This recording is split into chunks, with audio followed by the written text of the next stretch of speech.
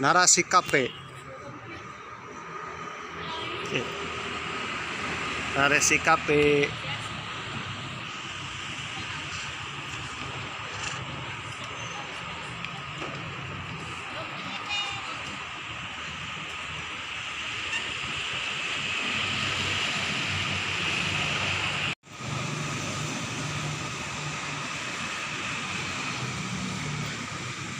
Ini Narasi Cafe, yang itu Lemona, rumah makan Lemona. Tempat parkir khusus Narasi Cafe. Coffee ya. Coffee.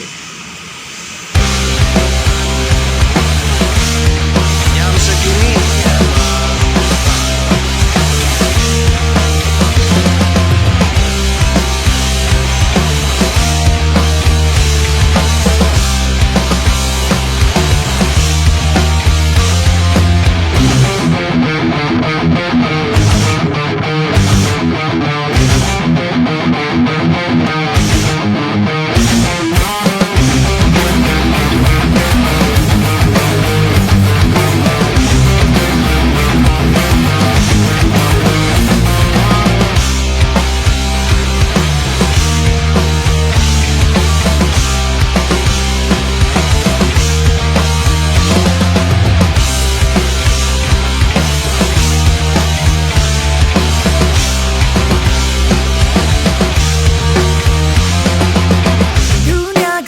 mencekam saat jiwa tenggelam. Cerita hidup ini penuh dengan misteri.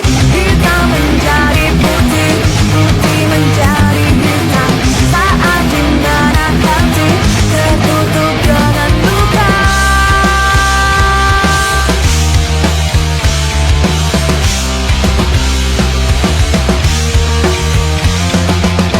Dengarkanlah cerita dalam jiwa, semakin keras terdengar, menyayat hati ini, takkan pernah ternoda jiwa-jiwa yang suci saat di mana hati tertutup dengan luka. Tenggelam dalam mimpi, mimpi yang terburuk, tak ada yang terindah. Tenggelam dalam mimpi, mimpi yang terburuk, tak ada yang terindah. Lukaku, luka,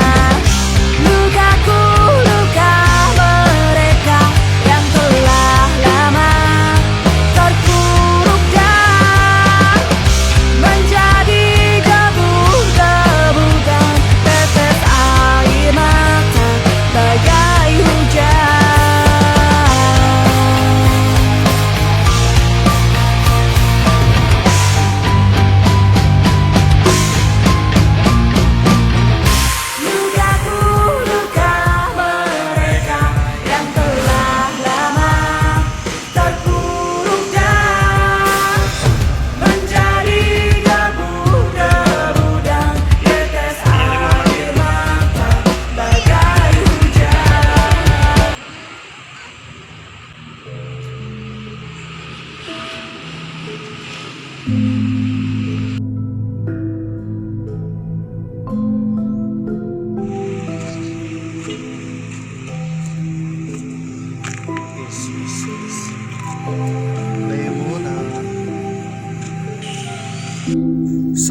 warahmatullahi wabarakatuh. Sampurasun, apa kabar dulur-dulur baraya warga negara Indonesia. Tetap semangat di goes-goes awal bulan Desember dan akhir tahun 2023. Karena bentar lagi kita akan memasuki tahun baru 2024. Ya tinggal 1 bulan kurang.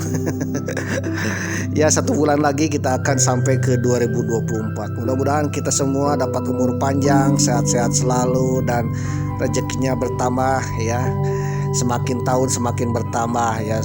Selain bertambah usia juga bertambah rezeki. Amin. Selain itu mudah-mudahan negeri Palestina kelak akan menjadi negeri yang merdeka, terbebas dari Zionis Israel. Amin. Mudah-mudahan secepatnya pemirsa. Oke, Goes Mania, kita akan melanjutkan masih di Goes Siluman. Aduh, goes ke kampung Siluman yang ada di kota Tasikmalaya. Nah, kita episode sekarang singgah dulu di salah satu kafe kopi yang terkenal, yaitu Cafe Narasi Coffee. Ini ada merupakan salah satu kopi tempat nongkrong yang tepat karena berada di jantung kota Tasikmalaya, dekat dengan simpang 5-nya kota Tasikmalaya. Nah, Narasi Coffee ini letaknya di Jalan Panglayungan 4 nomor 6 Kecamatan Cipedes, kota Tasikmalaya. Bagi kalian yang belum tahu Narasi Coffee ini ada di mana, ya searching aja di Google ya. Di Google Map ada di situ ya, serlok langsung ke Narasi Cafe. Narasi Cafe ini pengunjungnya sangat banyak, apalagi di berbagai kalangan, entah itu orang tua, kakek nenek, anak muda ya, mau yang berkeluarga, yang pacaran, jomblo, dan juga yang pingin sendiri. Bahkan ada yang datang ke Narasi Cafe hanya untuk mengerjakan tugas, entah itu tugas sekolah untuk anak-anak atau tugas pekerjaan di kantor. Waduh, atau ada meeting khusus nih di sini. Bahkan ada istilah kalau nembak cewek di Narasi Cafe itu akan jadian pemirsa. Waduh, kira-kira benar atau tidaknya ya coba aja. Kalau di waktu weekend atau malam mingguan, waduh, ini kafe di sini benar-benar penuh sekali pemirsa, ramai ya. Dan juga enak untuk nongkrong di tengah-tengah kota Tasikmalaya.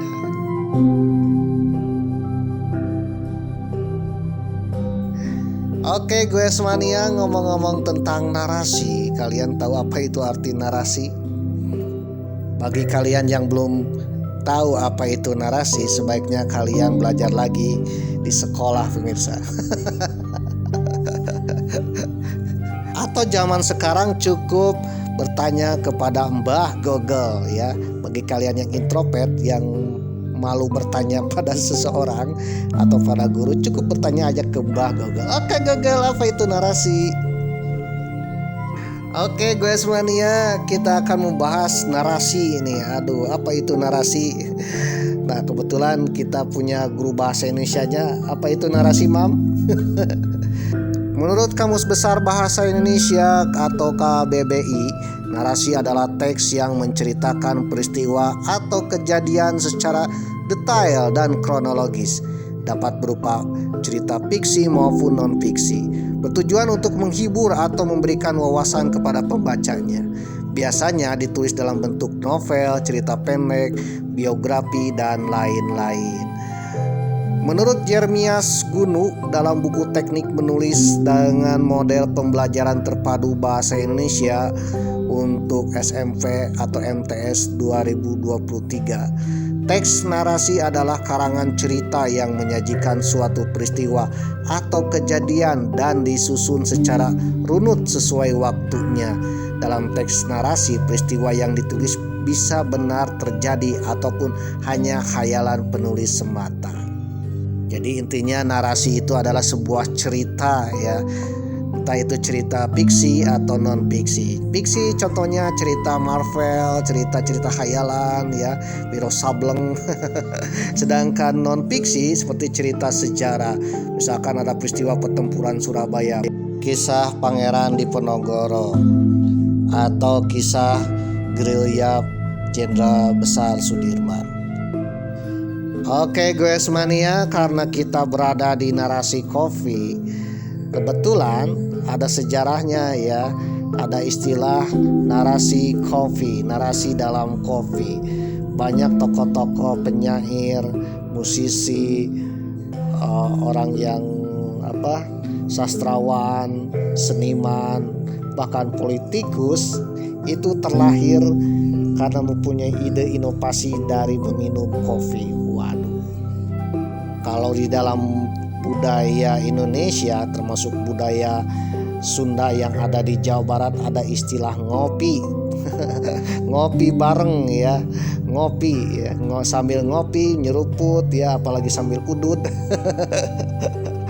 Atau sambil ngobrol, lahirlah ide inovasi, ide kreativitas. Waduh. Kalau kalian tahu Mamang membuat video cerita ini itu sambil ngopi pemirsa. Ternyata sambil ngopi ada idenya juga. Ada minimal dari ide itu melahirkan kreativitas dan juga karya pemirsa ya. Hanya bukan sekedar ide saja tapi menghasilkan karya. Oke guys mania, kita akan membahas budaya ngopi di Sunda ya, sambil bernarasi bercerita. Konon ngopi di Sunda ini benar-benar salah satu bagian dari budaya yang telah mengakar pada masyarakat Sunda atau masyarakat Jawa Barat pemirsa. Bagaimana kisah narasi ceritanya? Ini termasuk narasi yang non fiksi alias benar-benar nyata, atau terkenal dengan narasi fakta, narasi sejarah pemirsa. Oke guys mania, Mamang akan bernarasi yang berjudul Pengaruh Ngopi pada Kebudayaan Sunda. Ada sebuah buku yang bagus yang judulnya Melacak Pengaruh Kopi dan Sistem Priangan pada Kebudayaan Sunda, karya Atep Kurnia, dengan penerbitnya Layung, Garut pemirsa. Buku ini menceritakan tentang pengaruh ngopi bagi masyarakat Sunda pemirsa. Berdasarkan buku Melacak Pengaruh Kopi dan Sistem Priangan pada Kebudayaan Sunda, selama kurang lebih 5 tahun ke belakang, semua hal tentang kopi menjadi tren tersendiri di wilayah Jawa Barat, termasuk kota Bandung dan juga Tasikmalaya. Kedai-kedai kopi bermunculan ibarat jamur di musim hujan. Bukan hanya nama-nama yang sudah terkenal dan mentereng, tapi juga yang lokal dan baru dirintis. Tak mau kalah, kedai-kedai kopi jadul dan legendaris pun bermunculan, yang seperti narasi kopi ini pemirsa. Dirunut ke belakang, budaya perkopian di tanah Sunda ini memiliki sejarah yang amat panjang. Penulis Atep Kurnia dalam bukunya Kopi dalam Kebudayaan Sunda menyebutkan kopi hadir di Pulau Jawa, khususnya di Priangan, sejak akhir abad ke-17 bersamaan dengan sistem Priangan stelsel yang diterapkan oleh pemerintahan VOC Belanda atau Company. Kopi telah mempengaruhi kebudayaan di Priangan khususnya dan Sunda pada umumnya. Tanaman kopi pertama kali berada di tanah Hindia Belanda atau Indonesia atau Sunda yang dibawa dari pantai Malabar India, tiba di Batavia pada akhir abad ke-17. Mula-mula tanaman kopi menjadi tanaman hias pegawai company. Upaya memperkenalkan kopi lebih luas kemudian dilakukan bersamaan dengan kepentingan company saat itu. Tiba-tiba kopi menjadi produk yang paling diminati oleh Eropa, sehingga company VOC pun berlomba untuk menanam kopi. Priangan menjadi lokasi yang dipilih untuk sistem Priangan Stelsel. Priangan Stelsel artinya sistem tanam paksa kopi yang berlangsung selama 194 tahun, yaitu para petani diwajibkan untuk menanam kopi demi kepentingan Belanda. Petani-petani yang ada di Jawa Barat di Priangan itu diwajibkan menanam kopi, pemirsa. Jadi para petani selain menanam sawah, padi ya, juga diwajibkan menanam kopi yang hasilnya khusus untuk kepentingan company Belanda. Kopi yang pertama kali dikenal dan yang bertahan adalah jenis kopi Arabica yang dibawa dari Yaman dan Malabar. Kopi jenis ini bertahan hingga 1880.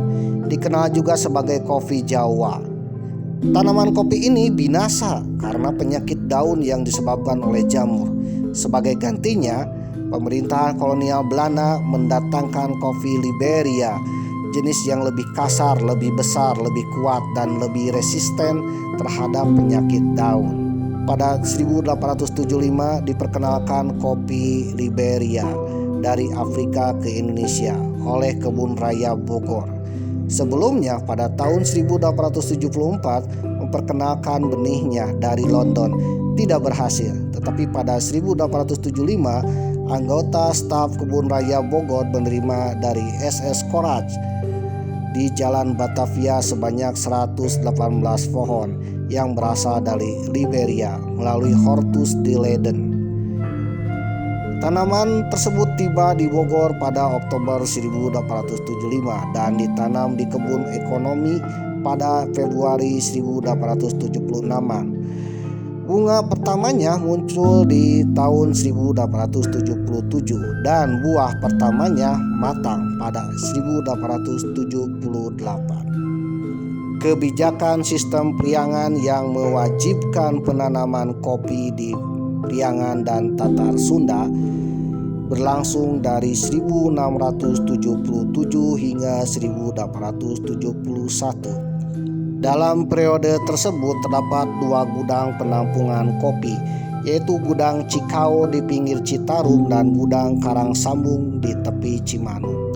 Pada periode yang sama muncul istilah bagi satuan keluarga yang dikenal wajib tanam kopi, yaitu cacah kopi dan somah kopi.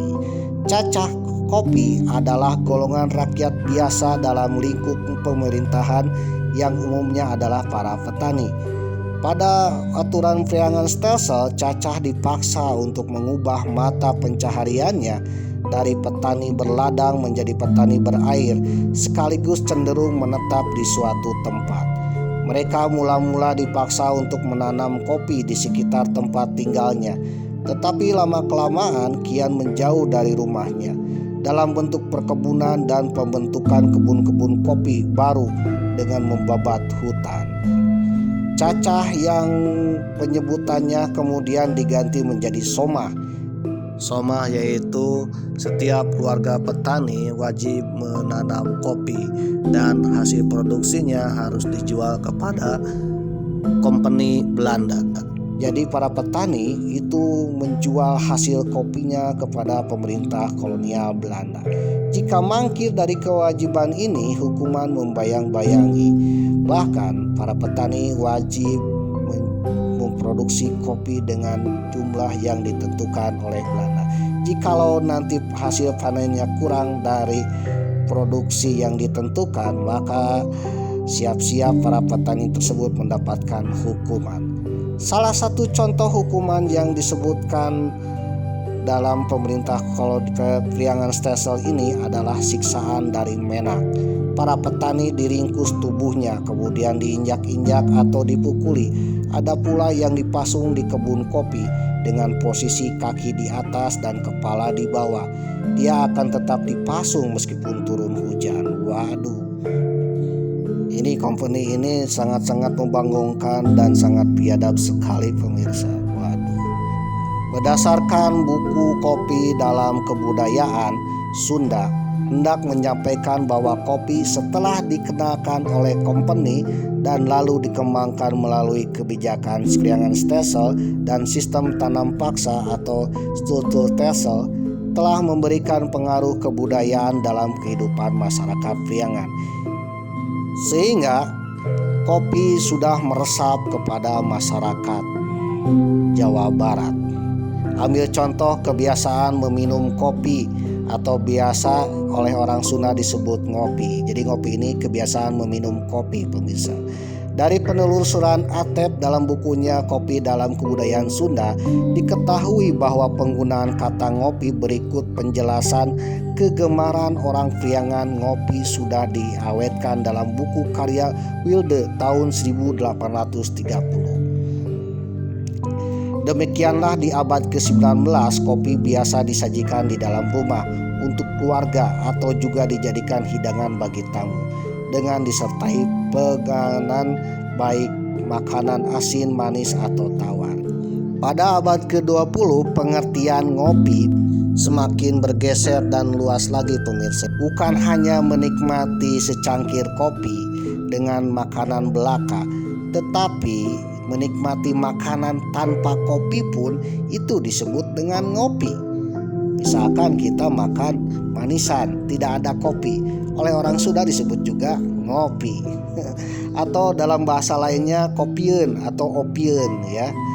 Dari kopi inilah maka penduduk pribumi menghasilkan banyak varian makanan atau minuman yang terbuat dari kopi. Salah satunya adalah bajigur. Ternyata bajigur ini dulunya terbuat dari kopi, tapi kalau sekarang mungkin terbuat dari gula aren ya. Dan bajigur ini merupakan salah satu minuman khas dari Jawa Barat, dari tanah Priangan Sunda. Bajigur ini enaknya sambil minum bajigur hangat plus dengan ubinya ya, dengan suuk alias kacang ya, kacang tanah, atau juga dengan pisang rebusnya. Waduh, mantap lah. Pada abad ke-20 banyak warung-warung kedai kopi bermunculan di daerah tanah Sunda Priangan ini, termasuk juga di daerah Tasikmalaya ini, pemirsa. Dahulu orang-orang suka kopi. Kalau kita pergi ke sawah atau bekerja, tak lupa paginya minum kopi. Bahkan kopi juga dijadikan sesajen untuk spiritual. Katanya leluhur kita yang sudah meninggal suka datang ya, suka datang menengok cucunya yang masih hidup. Nah, kedatangan rohnya itu maka disediakanlah kopi. Konon pesantren-pesantren yang ada di Jawa Barat atau tanah Sunda banyak para ulamanya yang suka minum kopi, karena kopi bisa menguatkan dari rasa ngantuk ketika berzikir ya atau sholat tahajud di malam hari. Kopi terbukti memberikan banyak pengaruh pada kebudayaan Sunda, mulai dari penyebutan ngopi, kemunculan Bumi Putra yang membuka warung kopi, komposisi minuman khas Sunda yaitu bajigur yang dulunya menggunakan kopi, penempatan kopi sebagai sesajen, termasuk makanan-makanan yang manis, makanan-makanan khas Sunda itu juga disebut dengan ngopi. Padahal tidak ada kopi di situ, pemirsa. Jadi itulah kopi telah mendarah daging di kalangan warga masyarakat Sunda dan juga mungkin masyarakat di Nusantara ini, pemirsa. Jadi kopi yang berawal dari pahit ya, datang dari kalangan para penjajah dan bangsa kita dipaksa untuk menanamnya.